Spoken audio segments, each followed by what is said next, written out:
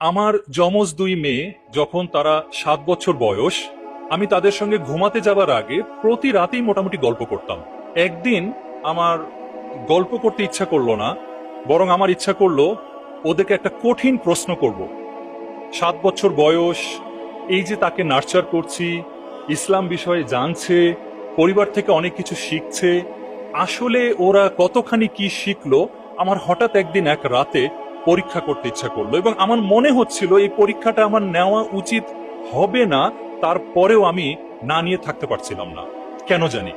ঘটনাটা এমন, আমি আমার দুই মেয়ে, আবারও বলি, মনে মনে কল্পনা করবেন কিন্তু 7 বছর বয়সের দুজন শিশু, যথেষ্ট ছোট। তা আমি ওদেরকে জিজ্ঞেস করলাম, আচ্ছা আম্মু, ধরে নাও তোমরা অনেক বড় হয়ে গেছো এবং তোমরা রাষ্ট্রের গুরুত্বপূর্ণ দায়িত্ব পেয়ে গেছো। তো ওরা দুজন হাসে। আমি বললাম, ধরে নাও তোমরা রাষ্ট্রের বিচার ব্যবস্থার দায়িত্ব পেয়েছো, তোমরা বিচার কাজ সম্পাদন করো। ভালো কথা, ওরা বলল ঠিক আছে, ধরে নিলাম। তারপরে বললাম, একটা খবর বের হলো যে রাষ্ট্র থেকে, রাষ্ট্রের কোষাগার থেকে রাষ্ট্রের প্রচুর হাজার হাজার কোটি কোটি টাকা চুরি হয়েছে, লুটপাট হয়েছে, এবং এটা নিয়ে তো অনেক খোঁজ খবর চলছে। একটা পর্যায়ে চোর ধরা পড়ল এবং প্রমাণ হয়ে গেল সেই ব্যক্তিটাই চোর। তো ওরা হাসছে, ওদের কাছে খুব ইন্টারেস্টিং লাগছে ঘটনাটা।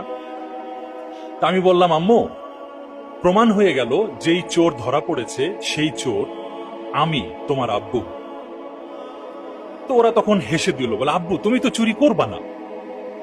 আমি বললাম, হ্যাঁ আমি চুরি করব না, কিন্তু ধরে নাও এমনটাই হলো, তোমরা বড় হয়ে গেছো, রাষ্ট্রের বিচারের দায়িত্ব পেয়েছো এবং রাষ্ট্রের কোষাগার থেকে অনেক টাকা চুরি হয়েছে, এতে অনেক মানুষের অনেক ক্ষতি হয়েছে, এবং আমি তোমার আব্বু সেই চোর। এখন তোমরা কি করবা? বিশ্বাস করেন, ওদের চোখ ভিজে গেল। আমি দেখলাম দুজনার চোখ ভিজে গেল। 3 থেকে 5 সেকেন্ডের মধ্যে জবাব দিল, আব্বু তোমার হাত কেটে দেব। আমার গায়ের লোম খাড়া হয়ে গিয়েছিল। আমি ভেবেছিলাম ওরা অন্য কিছু বলবে।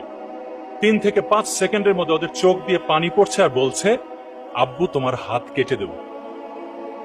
আমি খুশিতে আলহামদুলিল্লাহ বললাম, এবং আমি বলেই ফেলছিলাম যে, আম্মু, আমি বিশ্বাস করতে পারছিলাম না যে তোমরা এত দ্রুত এই জবাবটা দেবে।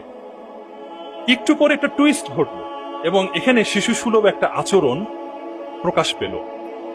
এবং এভাবে আমিও কোনোদিন চিন্তা করি নাই। আমরাও কিশোর বয়স থেকে শুনেছি চোরের হাত কাটা, চোরের হাত কাটা, এটা শুনে এসেছি, কিন্তু কোনো